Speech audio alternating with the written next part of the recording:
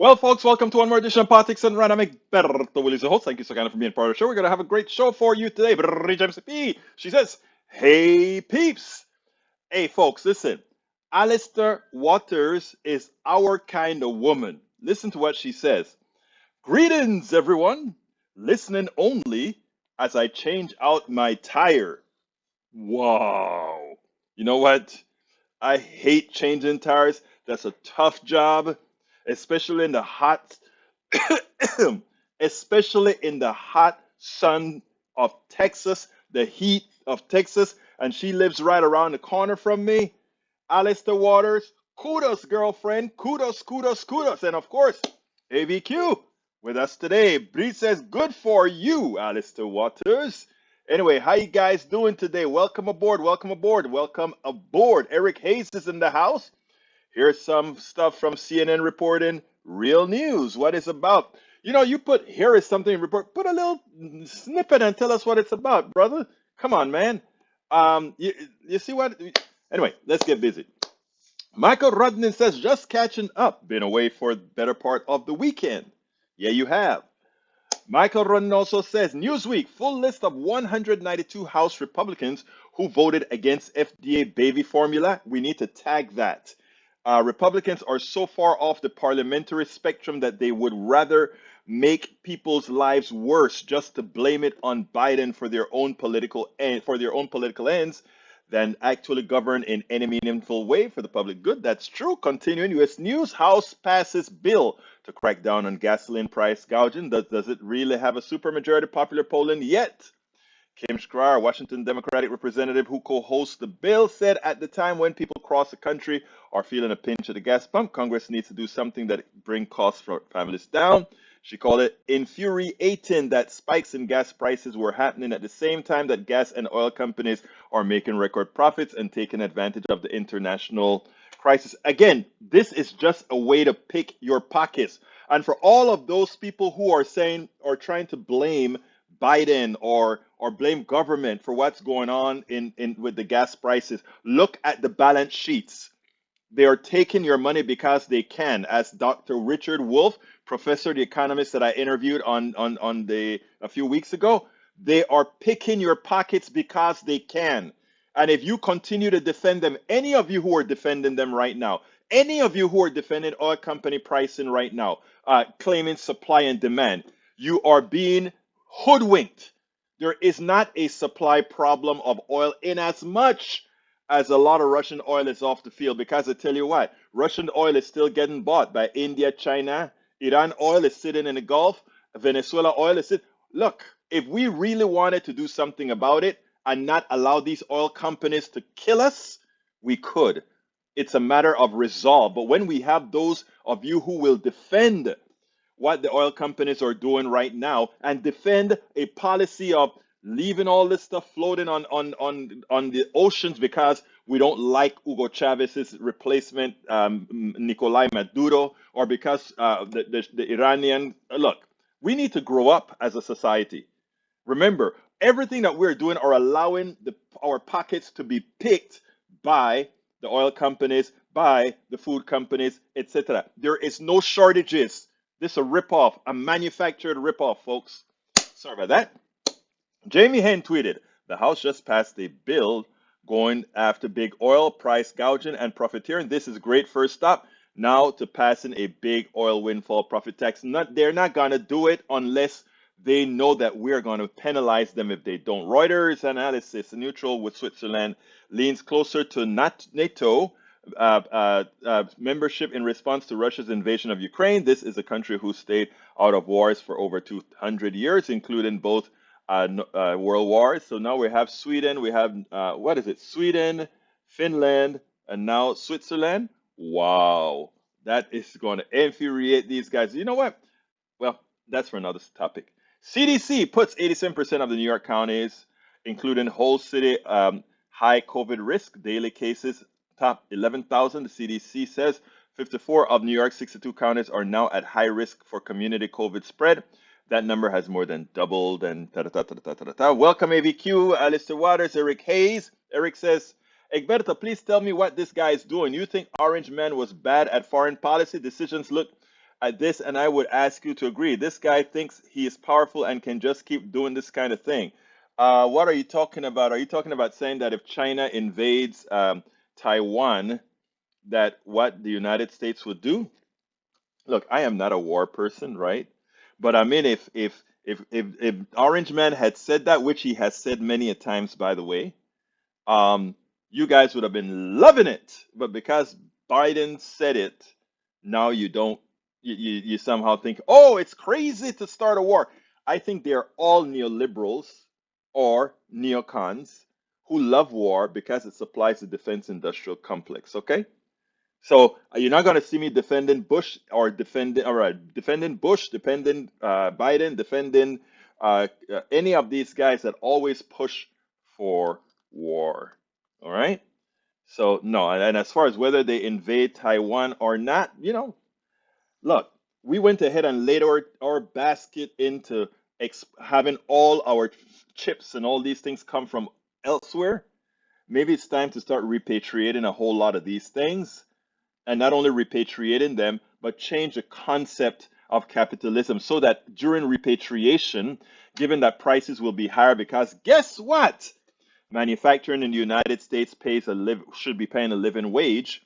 We mitigate that by adjusting our economic system in such a manner that we have something called basic income and that we ensure that everybody stays at a baseline and the extraordinarily obscene profits that are going to the top are mitigated. After all, there are just a few of them, and there's a hell of a lot of us. Okay? And people say, oh, then innovation would stop. Our plutocrats innovate nothing. Nothing. People like you and me innovate, and they capitalize on innovation, and they profit immensely off our innovation. So the lie that people tell us, like, oh, innovation requires those capitalists, you just don't understand. All right. How does ESG rating wokeness downgrade the most common successful EV company in the world? Politics via Musk buying Twitter and saying he is fed up and voting Republican? Maybe yes. Ah, that's a joke. Look, that guy is a joke. People like to worship him because in America, if you are able to look, listen to what's respected in America. You are able to screw people over and pick their pockets as long as you are wearing a suit, a tie, and have the right hue, you are powerful. Look at even the orange man that they're scared to really put him where he belongs in jail. There is a set of folk in this country that gets a pass of doing evil, gets a pass in ripping you off, gets a pass in stealing from you. We can change that though. It's all up to us to change it, and we can. That's why I do what I do. Carl Cox says, great interview. If I do say so myself, I interviewed Carl Cox, and we'll be playing Carl Cox interview as the first interview today. So, Carl Cox, you did well. Michael Rodden, as it comes to gas prices, they're up around the world while corporations are making record profits. That's the bald fact of it. But there is no shortage, is what I'm trying to get across, my brothers and sisters.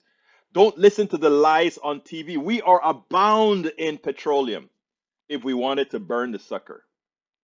The thing is, our political machinations are preventing us from doing it, and the oil companies are happy with it because they continue to keep their resource that they've mined, our resource that they've mined and stolen.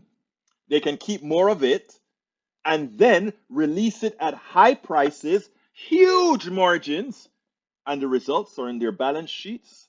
The results are in their buyback of stocks. The result is in the dividends that they make. And we can stop it. Lee Grant says, hey, from FV jail, told the truth and got suspended. What did you tell the truth about, senor? Put it inside of, let me hear what you wrote. You can put it in YouTube. They're not going to kick you off there. Lee Grant, betting your truth would rate false with the fact checkers. Come on, Lee's our brother, man. Let's be a little nicer with Lee. Lee, but I bet it's a lie. Peggy Lopez says, hi all, Carl Cox. I also am a military brat. Saw your interview. Good on you. Let's see what else you got here. E2247 says a nearly unanimous vote to provide about 40 billion in US to Ukraine is trapped in the debt spiral of unchecked militarism. But what else is of importance, dear brother, is how easy it was to pass $9 billion, or rather, $40 billion. Look, Biden asked for $33 billion. That was an exorbitant amount already, and the Congress then added another $9 billion for war and supposedly to help out feeding and so forth, right? But it's mostly war. And by the way, for all those who think all that money is leaving the United States of America, no, it's going into the plutocrats' pocket. Here's how it goes. The Ukraine gets a $40 billion, take a 40 billion bite out of the American taxpayers.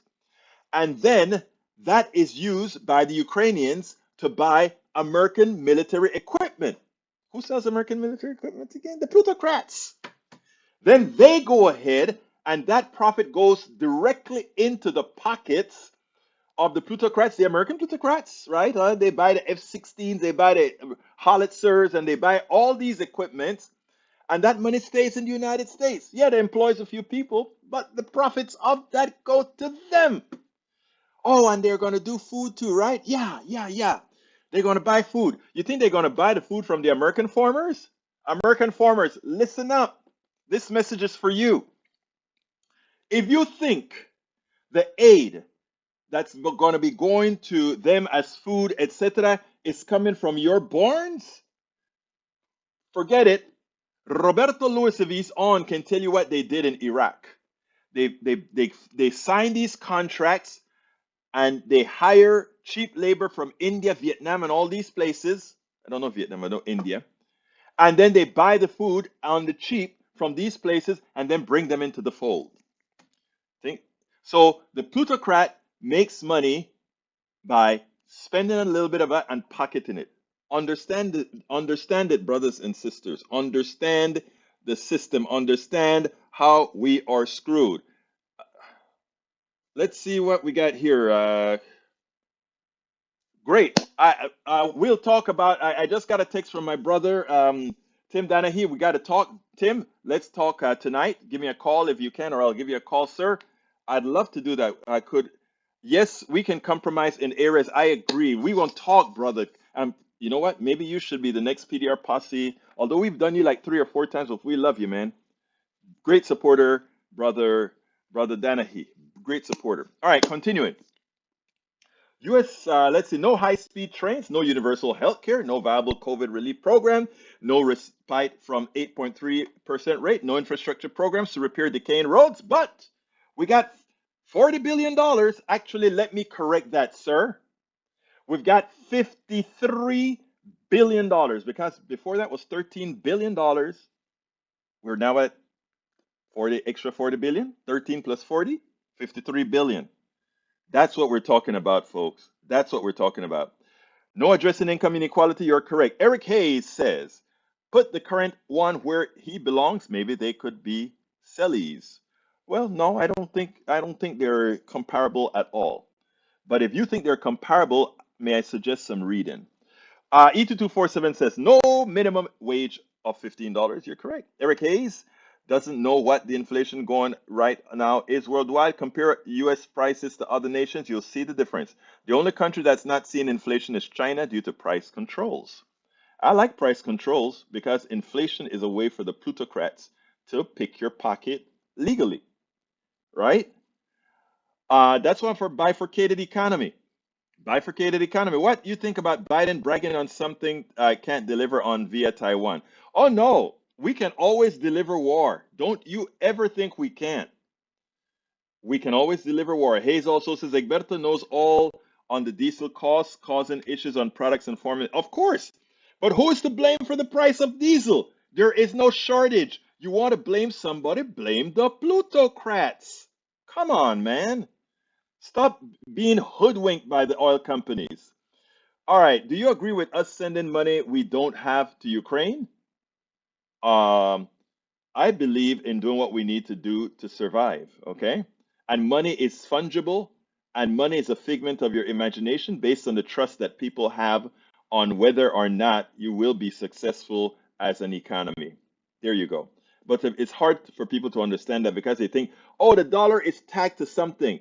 Oh, let's tag the dollar to a piece of gold. What the hell can you do with a piece of gold? If you have the dollar, okay, we are going to tag the dollar to a gold, to a precious metal. What makes that metal precious? That you can do something with it. But if we are in a world pandemic or if we're in a world famine, that gold means nothing. You know what means something then? Corn. You know what means something then? Wheat. A piece of gold doesn't mean a damn thing. And that is where you are fooled all of the times about the value of things, right? We are so fooled. All right, brother Bruce is here. Learned a lot about privilege from South American natives. Yep, yep, yep, yep, yep. I tell you something. There's something that Daniel Cohen did a piece. Now, after I played, I have some words to mention about that as well. Eric says you will blame, blame, blame instead of taking response. Take response. How can you take responsibility for something that you're not culpable of? Again, for you to take responsibility for a crime or for anything, you have to be culpable. Anyway, let's get started with interview by Brother Cox. I think you guys will enjoy. Here we go. Welcome to one more edition of Politics Done Right. I'm Egberto Willis. Today we have the honor of speaking to one of our listeners. Like I tell everybody in on Politics Done Right, the PDR Posse, has a voice. And Carl Cox demanded that he had a voice. So without further ado, let me introduce you guys to one of our PDR Posse members, Carl Cox. Carl, how are you doing today? Fine. Well, Carl, I think sometimes you're in the room and we sort of have a little bit of progressive friction. And why I call it progressive friction is that many times I think some of our progressives in the room want us to be a bit more aggressive. Take it away. I don't necessarily think that you or your PDR posse need to be more aggressive. I just get frustrated with, like I said, the leadership of the Democratic Party that they're not don't seem to be, going out there. The one as much as I dislike the conservatives, whether it be the Republicans or the two Democrats, is they're willing to fight for what they believe in and all like this. And really they're selling us down the river, so to speak. But the leadership of the Democratic Party, they won't go out there. Like I said, you have Sanders and Warren will fight from the Senate, so to speak, but you don't see Schumer doing that much, and you don't see Pelosi doing that much in the as far as on the congressional side. I think part of it, the problem is that they're both more concerned with their whether their donors and all like that. I mean, the one time that they stopped letting the congressional people all getting inside information and started praying, which if you and I did, we'd go to prison for it. And then they bought it back, and Pelosi doesn't want to discuss it. And I think that's part of the problem. I think if you have somebody like a Sanders, AOC, or like that, who's not in it for the money, they're in it strictly for the good of all the people, not just the mega rich and all and mega corporations. I think we do a much better job, but they're going to have to fight for it. I think what you just said is magical, and I think it's also important because here's the deal, Carl, and this is what I try to get across on our program. It is important for exactly the reason that you said. In other words, we have to ensure that it's not the moneyed interests that are taken care of, but everybody. If everybody gets taken care of, the moneyed interest also gets taken care of.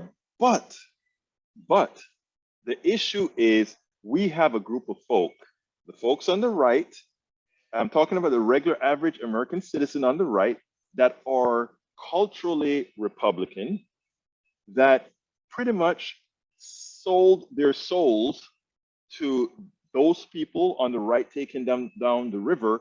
And we don't have an establishment Democratic Party, as you would say before, that is out there fighting for us as, let's say, Sanders or AOC or the others would.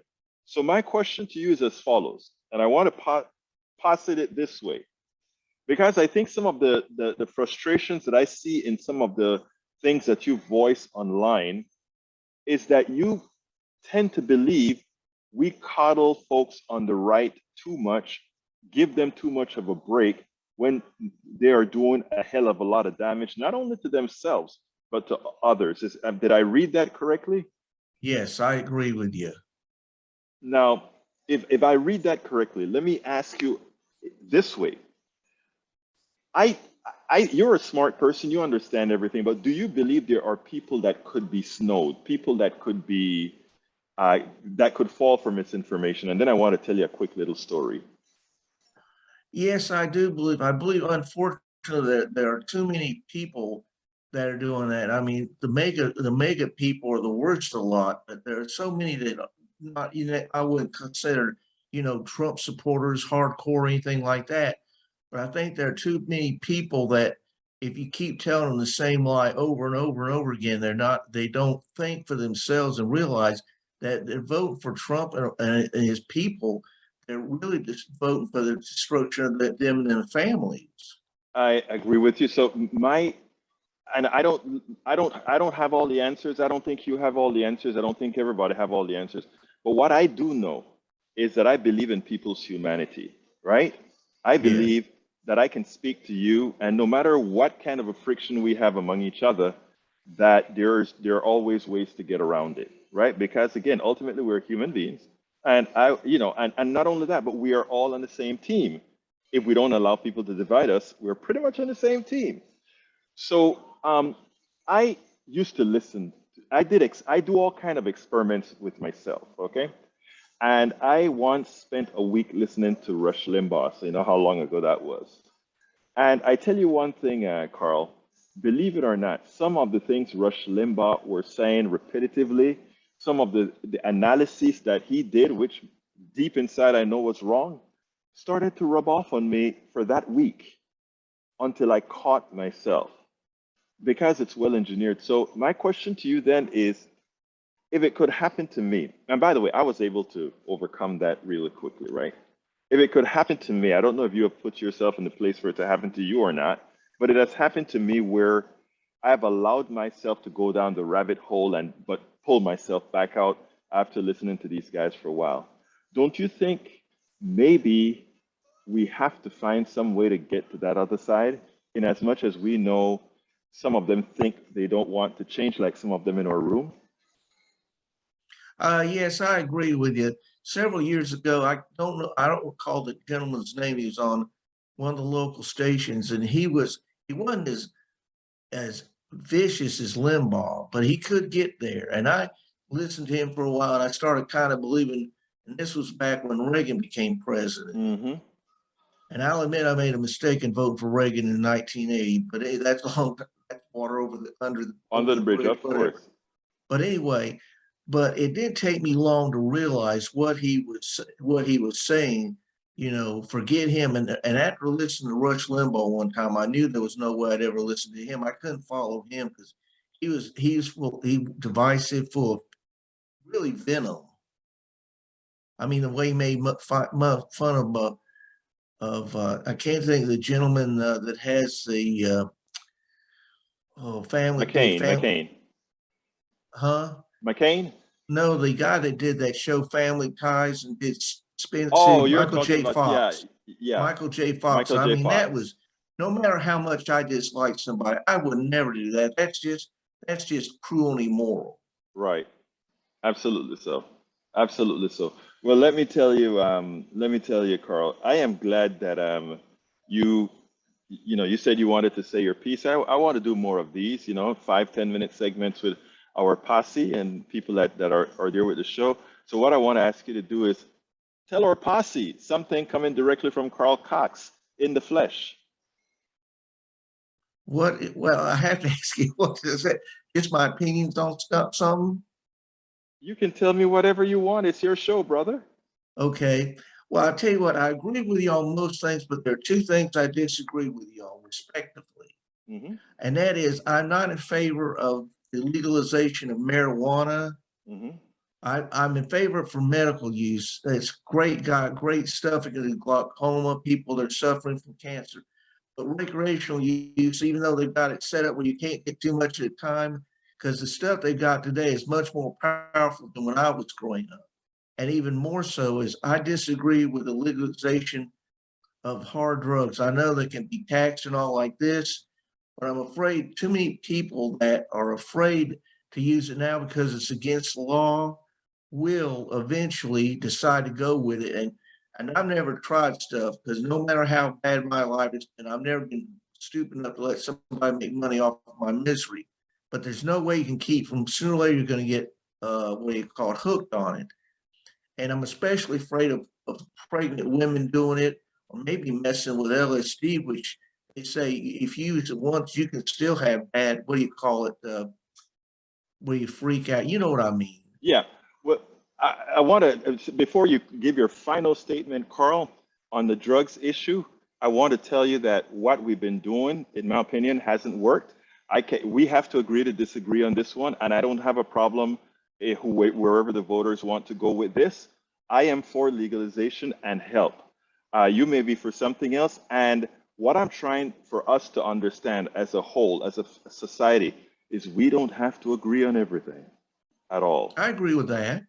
What else I was going to say though is there are two things I think that would make a difference without legalizing it. I think what you've got to they've got to sit there and have all over the country. You have to have clinics where people can go to, and really even more important than that, I think you have to do things, mental illness treatment, and I think so much if you have to set up where everybody, doesn't matter your race, your religion or lack of religion, your sexual orientation, your gender, any of that. People have to have hope that there's better things that are on the horizon. That if you work hard, you can get a good paying job. You can support yourself if you have have a family. You can take care of them. You can enjoy life and all like that. And I think that's part of what's lacking in America now. This country, in my opinion, especially with people my age, goes out of its way to kill any enthusiasm for education or on the workforce. And it's not just as far as pay; it's treating the people with respect. And instead of, I've had several managers that were just outright bullies and all like this, and acted like I was some kind of a moron. And you got, and that to me is a major problem. You give people a lot of hope and all like that, that their lives will get better, their children, and so on and so forth. I think that would make a big difference in the amount of drugs being used or people want to use and stuff, especially like heroin or cocaine and stuff like that. Brother Carl Cox, what would you have liked me to ask you that I didn't ask you? Okay, to end this on a lighthearted note, why do we park on a driveway and drive on a parkway? And why do they call it chili when it's hot? Like a bowl of chili, like chili, it's Yes, chili I know. outside. I know. It's funny. That's funny. So you made a joke, Carl. Carl Cox, member of the Politics Done Right Posse, and now a friend of mine. Thank you so kindly for having been on Politics Done Right. We're going to do more of these with more of the people in our posse, and I'm honored to have you on our program. Anyway, folks, don't forget this is your show. And by the way, Carl Cox isn't the first person in our posse that's been on with us. We've had Bruce Pollard with us. We've had Norman Reynolds. We've had Roberto Lewis. We've had Tim Danahy. We've had, let's see, several others. Unfortunately, as I'm calling these people out, I'm trying to figure out why aren't the women there? Which of the women have I interviewed now? Some of you have been on the PDR Posse on our Ask Egberto Anything, but as far as being at the other side of this, I've interviewed a whole lot of activist women, but our women in the posse, and you guys just about run the posse. Come on, guys, tell me which ones need to be, which ones are going to do what Carl just did there. As you can see, we simply have fun, and I just want to make sure that you guys know, not only is this your program, but sometimes you're watching TV and like, I wanted to say this, or I wanted to get this out there. Everybody can get things out there on their own. We can give them a bigger platform to get things out. You're interested in having your word? Just drop me a line. info@politicsandright.com. Egberto, put me on. And you're on, baby. All right, let's continue. Let's continue. By the way, and this isn't just reserved for my progressive posse. This is reserved for my conservative posse too. And I promise you, check out all the conservatives that I've interviewed.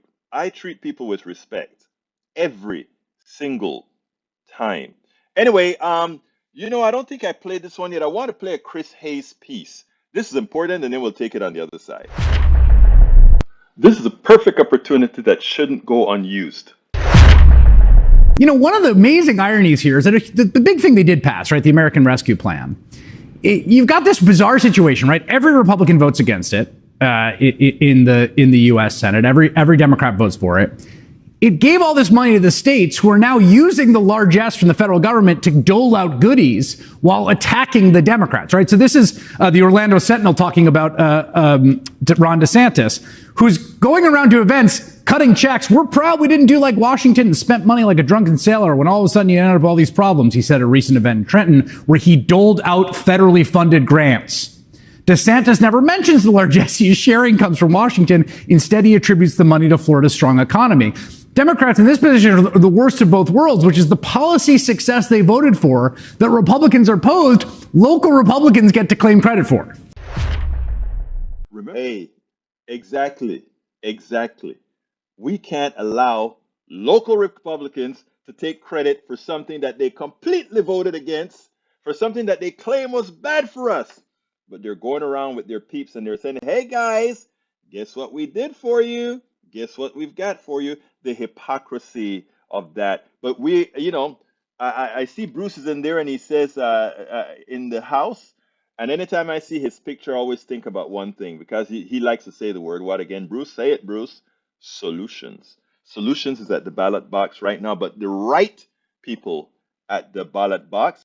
Let's see. Norman Reynolds says, hey, 1, 2, let's go. Our energy prices based on extraction behavior are driving forces behind all inflation worldwide. Imagine, based on extraction behavior, I think what you mean is by delaying extraction, by turning down extraction, by not extracting, or even saying, let's leave Venezuela oil and Iran oil because China is buying a lot of Russian oil on the cheap. India is buying a whole lot of Russian oil on the cheap. And before you really blame these guys from doing that, if America wants these guys, anybody that can get cheap oil, in fact, I would tell Panama right now, Panama is going through hell. The petro in Panama is driving people mad. It's taking away the little income that they have. If I were the Panamanian government right now, I would go buy me a tanker of Russian oil at 10% on the dollar. And I tell you why. Because we are asking all the countries around the world, let's go ahead and fight against this ism that's coming from Russia. Right? But we never invest in these countries to make sure that they don't have to pay the inordinate amount of oil, price on oil that our companies, our American companies, destroy them for. Panama, all that money is leaving Panama. All that money, if they don't buy Indian oil, Russian oil, will be leaving India. These are countries that can't afford it as our American companies extract from them. And we're saying, don't buy from Russia. These are bad people. They are. Russia are bad people, but what about the American corporations and the Dutch corporations that are picking your pocket? Shell, Exxon, Texaco. Oh, what about them? You see what I'm saying? So each country has to work within their own national interest. Let America fight Russia, and if Russia has some oil to sell, and don't say, oh, well, the blood of Russia is on your hands. No, the blood of Panamanians who can't afford the oil and go starving, it's on your hand, American corporations. That's the truth, Ruth. That is the truth. So that's the answer to that, brother Reynolds. Okay, let's see what we got here. Para ver, late here, Melanie Keelan is in the house, and we have Lee Grant says Biden's open border policy has been destructive, and of course, Rudnick tore that down already because that's a fallacy. Tom C says that Eric Hayes, the Biden administration takes responsibility and action on current U.S. problems. The GOP says the blame game against the Dems and doesn't propose or do anything constructive. If you ask Eric Hayes, what's a Republican policy to solve any problems if they get into power, Eric Hayes could not mention one other than to say, drill, baby, drill. He used that a couple days ago. Drill, baby, drill. You know, that's your solution to everything. Drill, baby. It's such a childish position, right? Drill, baby, drill. It doesn't matter what happens. It doesn't matter if you cause earthquakes. It doesn't matter if you pollute the water. None of that matters because the rich people, they get potable water and the rest gets whatever's there. All right, let's continue. Maywood, welcome aboard and thank you for wishing me a happy birthday, Maywoods. That was last week. I appreciate you, brother. Appreciate it. Tomasina Covell, welcome aboard. Until those right wings are forced off the list of living, there's nothing they're going to allow to change it. No. Look, let's separate them, Tomasina. Tomasina, I want you to hear me well. Your right wing friends, and probably some of your right wing brothers and sisters and relatives, love on them. I'm talking people, I'm not talking politicians here. And I genuinely mean this, folks. Tomasina, embrace them. If you had a daughter with pneumonia that cannot get up and do what they need to do, that's correct. If you have a son that's autistic, you're not going to throw any of these people to the curb. You know that they're sick, and you're going to hold on to them. Love. I am telling my right-wing brothers and sisters, as you may think I'm used as hubris. You may think you think you know everything. None of that is true. None of that is true. All is true is that your ideology that you've been made to believe was humane and good is evil. I understand that you cannot see it right now, and I won't hate you for it because I understand the technology that was used to mess with your mind. And I understand what parts of your mind is hard to get by. So to my good friend Tomasina, my new good friend, given that you're now a part of the PDR Posse, please love on them and don't wish them will. Now wish the politicians off this planet. Yes, we don't need them. They're the evils. They're the one that the plutocracy drives to do the evil for them. Anyhow, let's continue. I don't know what dig means, Tomasina. I hope it's a good word. I think it's dig or DIQ. I don't know what that means. Okay. Eric Hayes says, Egberto will disagree with you, Carl, on drugs, and I just did. You heard me disagree with him. Let's see what else I got here. China, Russia, Saudi Arabia, India, and others are extracting themselves from tyranny of the US dollar and the International Society of Worldwide. Yeah, we don't look, I'm going to tell you something. I think no country needs to hold themselves hostage to another. So that's the fact. Norman Reynolds says, way to go, Carl. I think, though, that the Democratic leadership has brought into the existence of a both side narrative. Exactly right, Norman. Further, they are wealthy people in general and don't want and fight against any redistribution of wealth, which is the basis of government programs. You hit the nail on the head. AC Rodriguez says, legalize all drugs. Regulations all will work. Just look at other countries around the world. And here, AC, I didn't even see that. I was about to call out Portugal. Come on, folks. I got me the smartest posse on the planet, man. Okay, continuing. Michael Rudnin said, Carl, thanks for the smile. Rudnin, are you ready to do your interview, Rudnin? Come on, Rudnin, are you ready? All right, let's see. And Bridge MCP. Bridge, we've had you on. I think I interviewed you once. I think you got interviewed once, Bridge, but if not, we got to do it again, and one time is not enough. Okay, let's see what else we have. Everett was there. You do, Egberto, respectfully. Okay, I don't know what we're talking about there, sir, but I imagine you'll tell me. Let's see, Noam Chomsky's speech to 2022 World Social Forum video. That should be a good thing.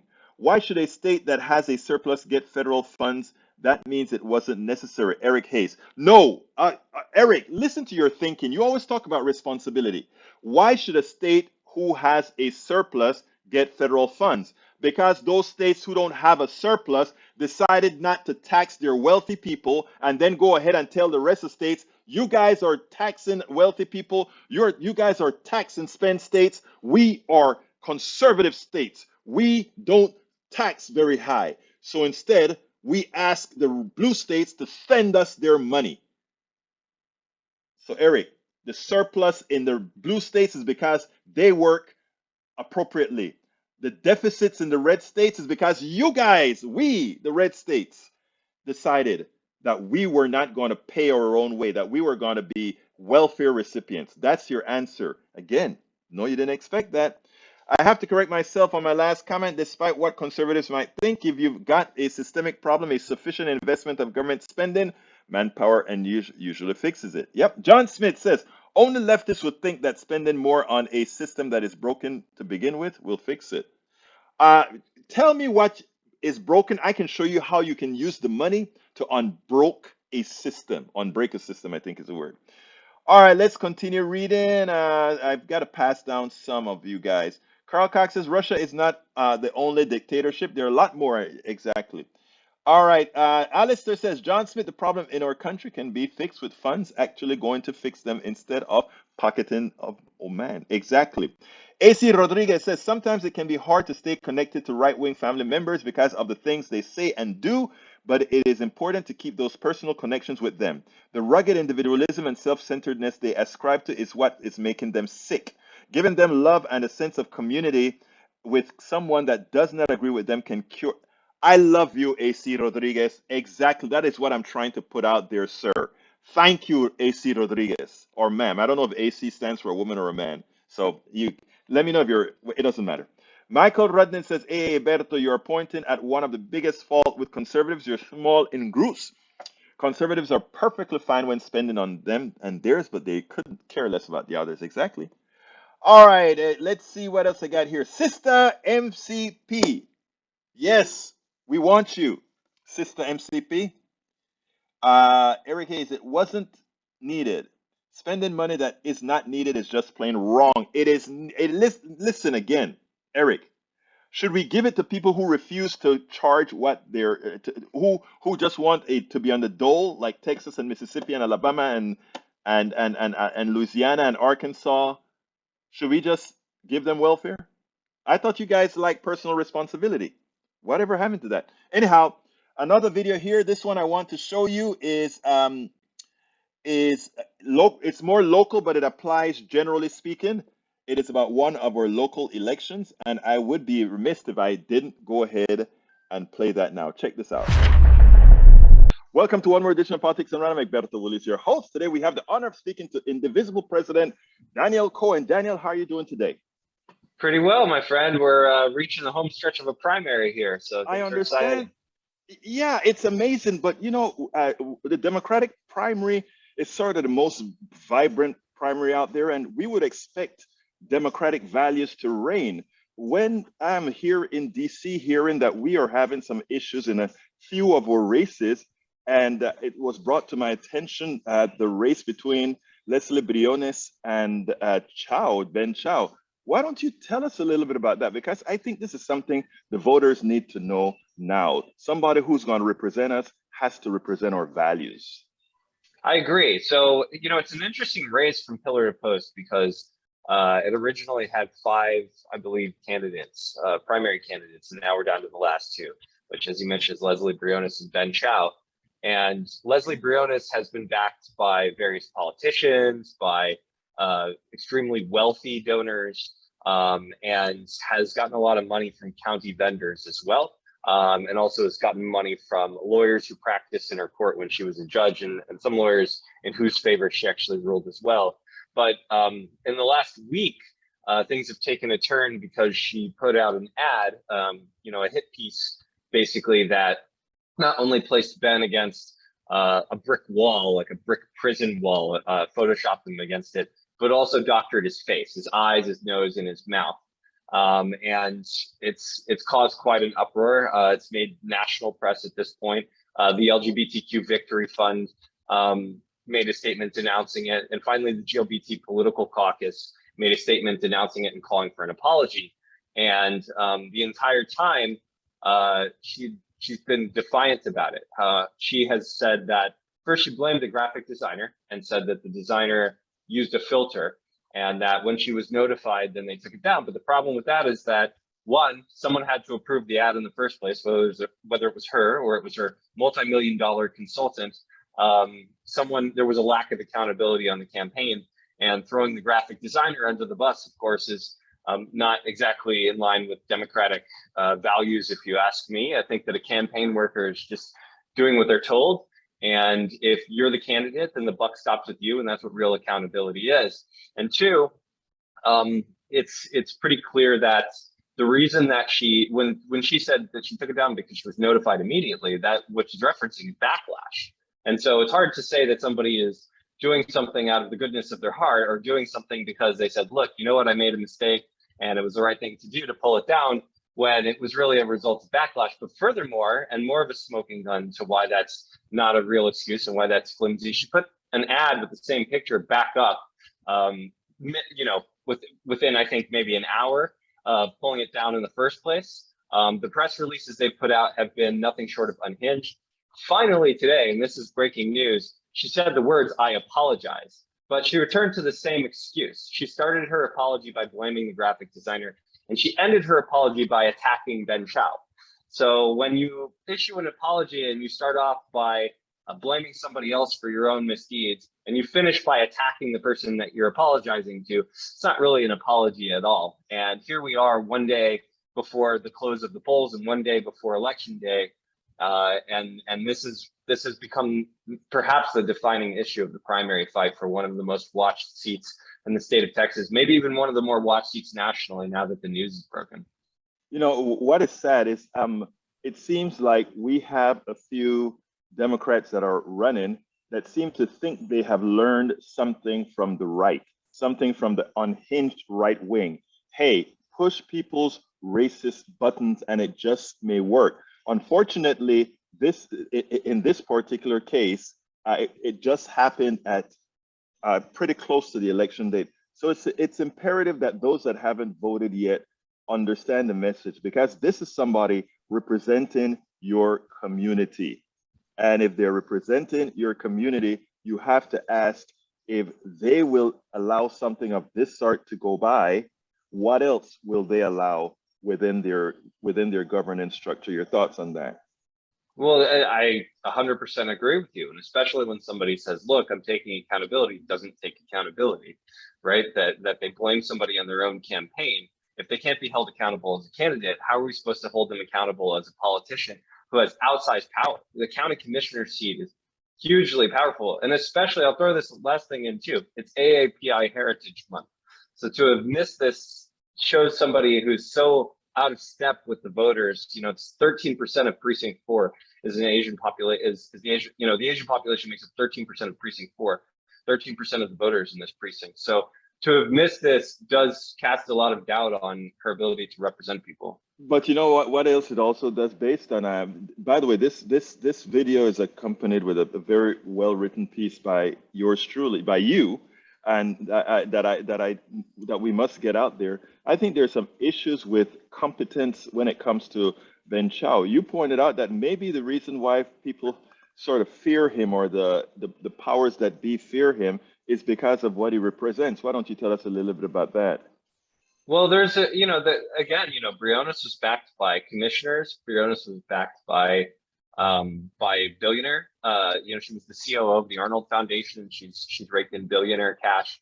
And there's an establishment forming that wants some votes that they can bank on. And it's been that way in the county for a long time. Lena Hidalgo turned down vendor money and said that she would never take vendor money. And now, unfortunately for some of the commissioners that count on some of that vendor money as their gravy train, it's become a real campaign issue that from here on out, the way that people raise their money and who they're beholden to has become something that's front and center in the commissioner's fight. Ben Chow is the director of innovation at the county clerk's office when Chris Hollins, now mayoral candidate Chris Hollins, was the county clerk here in Harris County. He designed the blueprint for drive-through voting, and he was the person who made sure to follow through on it. And that has stirred up some concerns among those who are in the establishment that somebody who actually is going to push for voting rights, somebody who's going to shake things up, might end up on commissioner's court and throw a wrench into their easy gravy train day-to-day policy life. Basically, the reason that these ads are coming out attacking Ben is because Ben told the truth about the person he's running against, and the person he's running against doesn't like it. So now we're going to see whether or not the voters care about it the same way. And I think a lot of them do, and we're seeing that, and that's why there's been so much backlash. Daniel Cohen, president of Indivisible Houston, believer in good, competent government. Thank you so kindly. Thank you, Egberto. I appreciate you. I'm Egberto Willies, as host of Politics Done Right, a progressive radio media show on Pacifica Network's KPFT 90.1 FM Houston that engages all ideologies. I found that our political angst isn't mostly ideological. There is a well-designed effort by many in power to control us. If we are at each other's throats, we are less likely to demand our economic and local wishes. In that light, I wrote 3 books. I wrote the first one titled, As I See It, Class Warfare, the Only Resort to Right-Wing Doom, to describe the entire economy in a manner we can all understand. It highlights why it was designed to pilfer most as it empowers a few, the chosen. The second book, titled, It's Worth It, How to Talk to Your Right-Wing Relatives, Friends, and Neighbors, take it to the next level. After understanding how the system pilfers, it is incumbent that we can speak to our peers to empower a change. The third book, How to Make America Utopia, Take Away the Economy from Those Who Rigged It, gives us a place to land. After learning about our economy that is dysfunctional for most and learning how to engage the other side, we point out what would make an economy that works for all. Each book stands on its own, but together they provide the full picture. Please consider getting one or more. You will undoubtedly learn, be entertained, and help us continue the mission with our blogs, articles, videos, and books. I'm Egberto Willies, as host. Absolutely so, folks. So please consider getting our books. By the way, you can become a part of our PDR Posse on YouTube. Click that join button if you're on YouTube. If you are not on YouTube, please go ahead and click this link, politicsdoneright.com/YouTube, politicsdoneright.com/YouTube. Also, before I forget, as brother Tom just reminded me, this weekend it is, or rather on June 4th, it is going to be, what is it called again? What is it called again on June 4th? Come on, help me. Ask Egberto anything on June 4th. So don't forget, folks, on June 4th, we're going to, oh, you know what?